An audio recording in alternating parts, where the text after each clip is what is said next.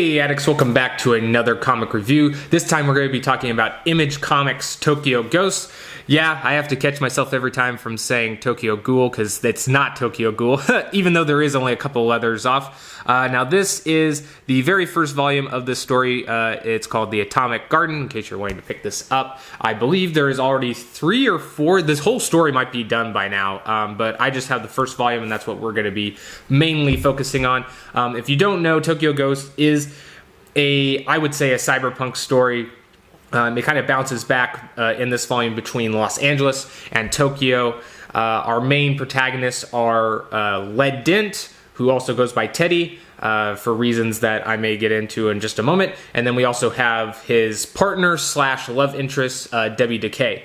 Now, both of them are kind of the main focus, but I would say one definitely takes more of the centerpiece, or at least in terms of how the story is told, and that is with Debbie. A lot of the narration is done by her and from her perspective, so it kind of gives you a little bit more into what she's feeling on like her side, but there is a reason for that. Now these two are kind of like not a part of a police force. I guess you could say the closest things, they're kind of like a mixture between constables and like bounty hunters. So if you think something like, I would say a good reference point is like Judge Dredd, where they are kind of a policing force, but they can kind of take it however far they see fit. And that's basically what they do in Los Angeles. Now, it's kind of alluded to that they've been doing this for many years. I think they even give a specific number, but they are leading up to their last job because Debbie just kind of wants to get away to a place where she can get her love back to her, because Led has an addiction to the cyberpunk, I guess, everything it has to offer. So enhancements, the media, and he's just kind of absorbed to that point where he kind of has a different, I don't want to say a different personality, but he's just kind of hid his true self, so he's kind of a shell of his former self, kind of walking around. He still can take orders and whatnot, but his memories and everything like that are kind of affected. So with this final job, they are tasked to go after the criminal mastermind that can kind of take over people through the cybernetic enhancements that they have, with this guy being Davey. I don't think we got any other moniker for him besides Davey, which is kind of a lame-ass villain name, but it's fine. He's a character, so it fits. But shortly after them dealing with that, it kind of leads into their boss man sticking it to him, telling them, well, you actually got to do one more job. And so that leads them to Tokyo to try to get certain resources for the people back in Los Angeles. Now, the thing there's a couple things I really like about this volume. So I guess one of the standout, or I guess the most notable things, since this is a comic, is the art. The art is very well done in this. As you can see, even with this reflective choice, I really like that. I guess I could just showcase them off right now. They do include some of the variant covers that have, oh my gosh, if I can get it to where there's no glare. There we go. You can kind of see it there. And, obviously there is a bit of stylized look to how the characters are drawn, but it's not super stylized. It's a bit in that realm of still trying to keep it realistic, but in a comic booky way. So I like that. I think the art's pretty appeasing or appealing to the eyes. A lot of the backdrops are really cool. I think that's probably the standout of the art, if I'm being honest, is some of these I guess scenery that we get behind. Here's just one showcasing that. This is kind of like a double page where it shows you the different steps with it being drawn, and then with it also being colored and detailed. But yeah, just really cool art. You kind of, I guess another big standout to me that is, it's good for a story, I think, standpoint, and it's good for also visually. We get the flip side of Los Angeles being that metropolis that's just super soaked and dived into technology, with the city being built on top of itself with newer and better things, supposedly, at least with technology going on the top. And then on the flip side, seeing Tokyo kind of this post-apocalyptic look with overgrowth and kind of nature taking back, and then with the people trying to live a simpler life away from technology. So I think that is just a really cool contrast, and it also plays into some of the themes, obviously, for the cyberpunk stories. The other great thing about this is, even though I would label this as a setup volume, it does a great job of, I think, focusing on the things that matter most for a story just starting out, with that being a focus on its characters and trying to establish the relationships between those so we really care, especially since that's seemingly going to play a big focus in the story, as well as kind of, I guess I should say, nailing on some other aspects with it, still having a good amount of action without, so the volume doesn't feel too just filled with stuff that you may not necessarily care about at the beginning of the story.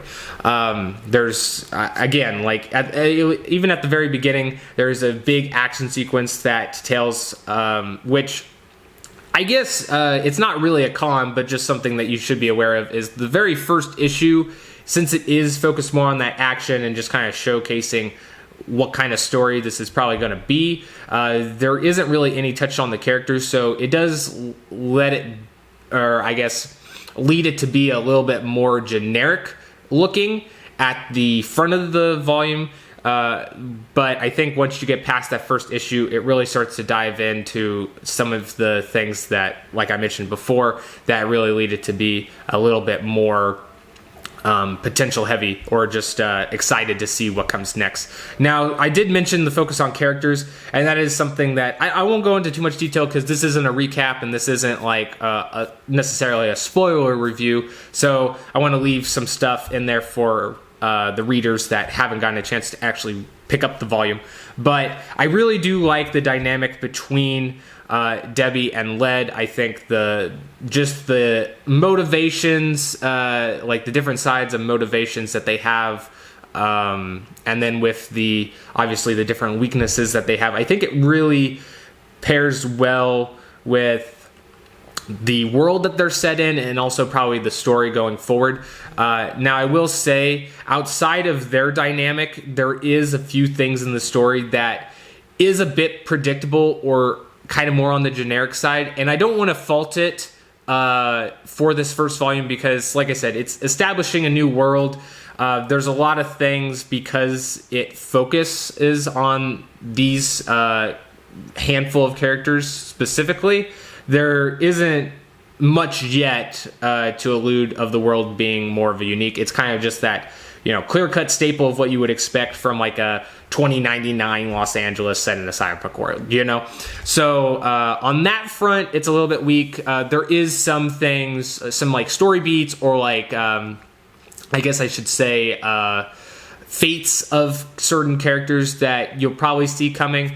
Again, I don't think it's too much to fault because they're just primarily trying to set up these characters, and they're probably going to have a better chance of establishing the world later on.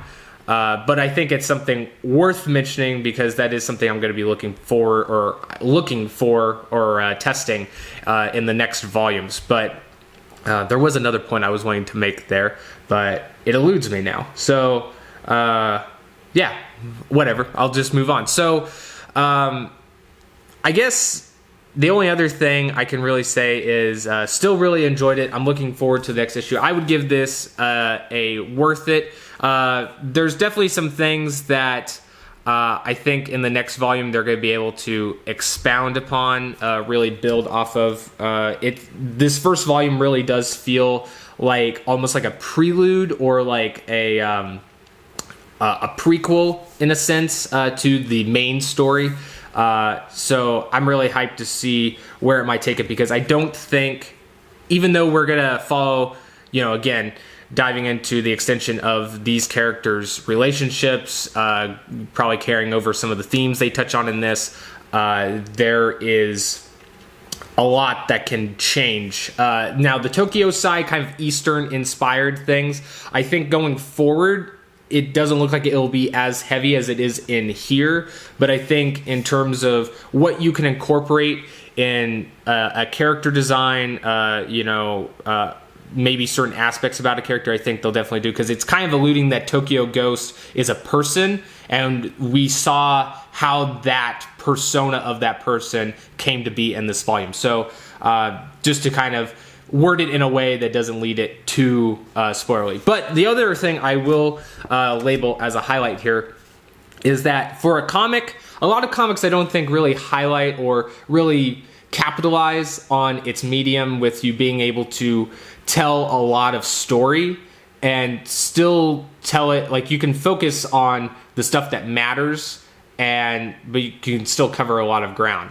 And one of the ways that they do this really well, that I think I might have seen in a handful of other comics, but not nearly enough, is this use of, you'll have like these panels, right, that go through, they're retelling certain things, yada, yada, yada. I think we've all seen that in comics, right? But the thing that I really like is, instead of just having the little bits of dialogue that we got in each of these panels, kind of alluding to some stuff, we also get this character's kind of almost diary-esque notes on the side too, that's kind of retelling what we see in this also. And I think this kind of style has more of an impact because, there's a much more emotion that we can read from certain, certain kind of novel type writing on the side here versus what we just see in the pictures, right? And so I think, marrying that kind of novel and comic type of storytelling in certain pages like this, I really dig it, and I think it's something that more comics should probably do, especially if they're wanting to not create like a 100-issue run. But yeah, that's just something that I would say for what it's trying to do, it does it really well, and that's also why I'm super excited to see where it goes and when they finally do take on some of those, or I guess since they have time to focus on some of the things that felt a little bit more generic, kind of fleshing that out and showing us how unique their world is. But anyway, guys, that's all I have really to say about this. Again, like I said, it's a worth it, so I think you should pick it up if it sounds interesting to you. It's not that expensive. I think, well, let's see here. The back of the book says it's $9.99 US. So I think I probably paid like $12 out the door when I was at Barnes & Noble's, and Barnes & Noble's charges more money than they should. So I would suspect that you could get this around like $7 or $10 easily. So it's not hard on the wallet. I would say, sounds interesting, go check it out. But anyway, guys, that'll conclude this, and I'll see you guys next time. Later, Addicts.